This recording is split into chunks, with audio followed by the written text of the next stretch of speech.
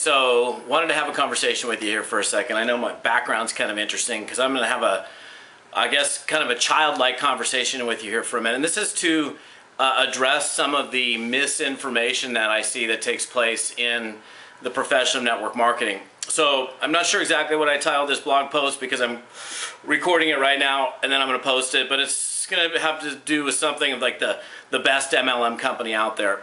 What's interesting is it's all based on, and I want to cover this because there's a lot of new people in network marketing. There's a lot of people that get dished out information that's misinformation many times. They're so new that they don't understand how to dig through that information so they can make the right determination or right decisions for themselves.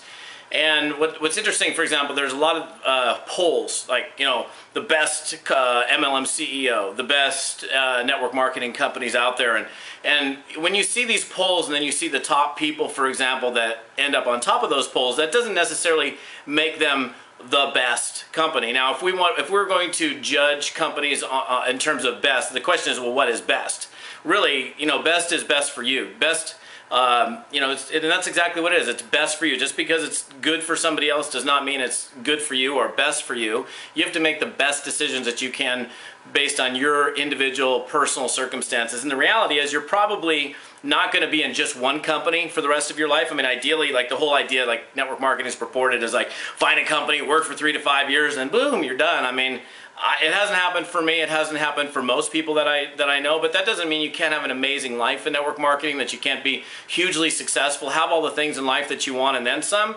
You know, the deal is once you acquire the skills, once you acquire the know-how, it doesn't matter. You can go do it again. I've had to do it about, honestly, like over 25 years, like 6 or 7 times where I've had to go rebuild something, you know, and I'm not going to go into the details on that right now, but that's just been the way my career has been. So the reason I'm doing this video is to just have a conversation with you about you making the right decision for whatever, you know, whatever you want in your life. Like, for example, you see like this popularity contest, and that's really what a best of poll is. It's like, how many people can we get over to this website to vote on this company? Now, if we're going to do the best network marketing companies, let's just look at dollar volume sales, you know, like 12 billion, 10 billion, 8 billion, 7 billion, and we can look at it like that. Well, that's the highest producing revenue-wise network marketing companies, but does that necessarily make them the best or the best for you? Maybe it makes them the #1 volume producer in the entire direct sales profession, but it doesn't necessarily mean it's the best deal for you. So, you know, you got to find out what really pulls on your heartstrings, that makes you happy, that you feel good about. Just because you see like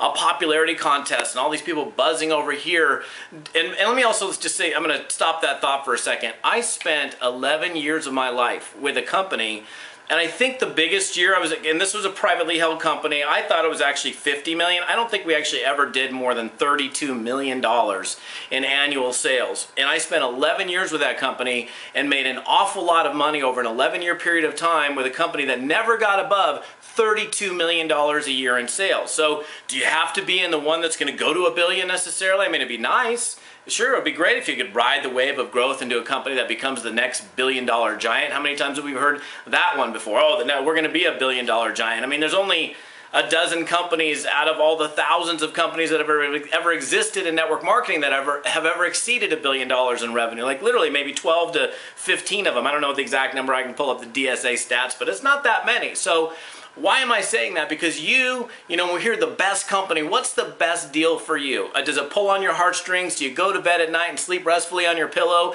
and, you know, snuggling with your Legos and your Lego people? You know, in my case, maybe you know, my kid's teddy bear or something. Do I snuggle at night, you know, and feel good about, hey, I'm going to bed at night knowing I'm doing the right thing for me, for my family, and for all the other people that I impact with this product or these services that we're bringing into the market? Do I have to be with the most popular company? No, you don't. I mean, a lot of people didn't have a clue even who we were. And there was a lot of people that lived great lifestyles as a result of the involvement in that company. And I'm just thinking of that one instance. So, you know, this whole best MLM company, top 5 MLM companies, now top 5, if we're looking at revenue, volume, that's one thing. But look, if you're bringing a great good or service to the market, if you're, you know, the end user's getting a benefit, a tangible or some kind of benefit that they feel good about. I gave you money for this product or this service, and I'm happy as a result of it, and I'm going to keep smiling about it. I'm not going to complain feeling like I got a disservice or I didn't get what I thought I was going to get. Then, you know, you're probably in a good deal. You know, but and again, do you sleep restfully at night? Know when you're doing the right thing? I don't know.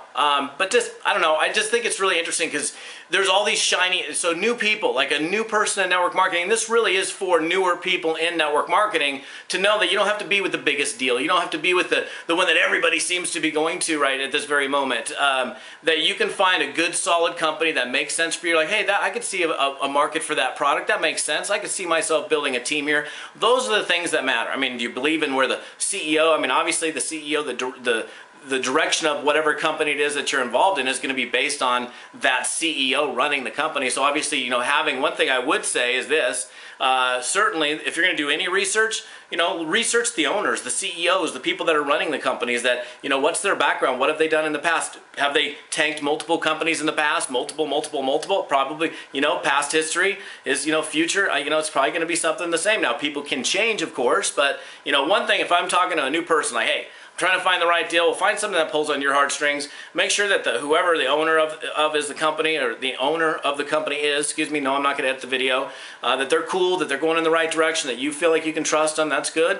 And put your heart and soul into it, and you'll make money in network marketing. And if that deal doesn't last forever, because it probably won't, most of them never do, you got the skills now because you went and acquired skills. Now you go do it again if you had to. Not that you'd ever want to, but you could. We'll see you in another video.